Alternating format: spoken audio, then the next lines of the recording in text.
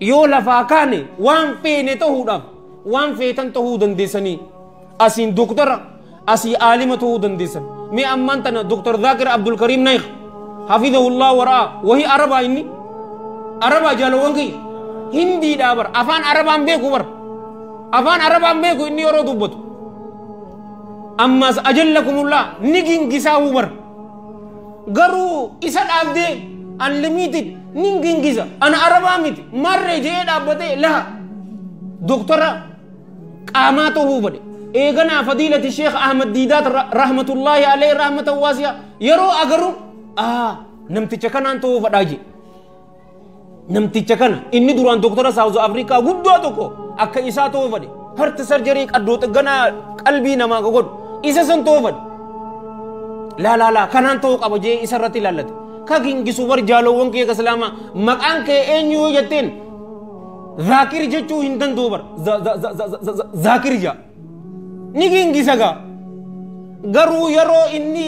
achirra dhaabbatee madraka nama san cufarratti rabbi shrah li sadri wa yassir li amri wa hlul uqdatan min lisani yafqahu qawli yeroo je gingeen isaa san hin jirtu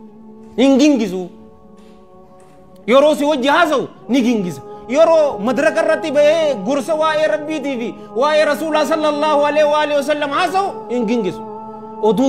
jettu dhiiste xiqqoo takka irra jirti amma yeroo gari yoo likki ilaalte an deeggaraa isaati beeke isa laaleetiti yaa rabbi akka isaana godhi jeeni laalee xiqqoo ni qaba likkitti ilaalanan tureetiti si deebisa deebi garuu isa qabdee maaliif positive tinkariqa gorsa maayyii ustaadii fixee bar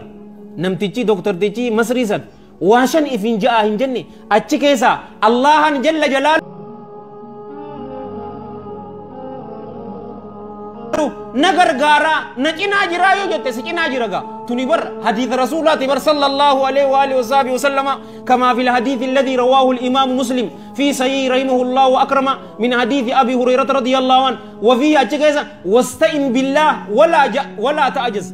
allah han gargar sifaddu ceeman sin qabin hin hifatin hin daddabin kayyote guddusan ifdura sararte hifanna dhufa la hin hifatin obboleso kai numa deemi ni geessa bakka bade arrantana meelaaligaa kobaa isaa bar gurbaa qallaa takka jaalowwan kiyya ka islaama addunyaan guutuun akka sodaattu ameerikaan akkatti isa sodaattu jaalowwan kiyya gurbaa qallaa san ingiliiz akkatti isa sodaattu maaliif ni beekta nam meeqa wajji wal mormii godhee nam takka isan injifanne nam takka taba jijjiire turn the table over jaa hogguutu yoo afur lama sitta bate ati shan sadii lama tabadhu taba jijjiiruu namarratti hin beektu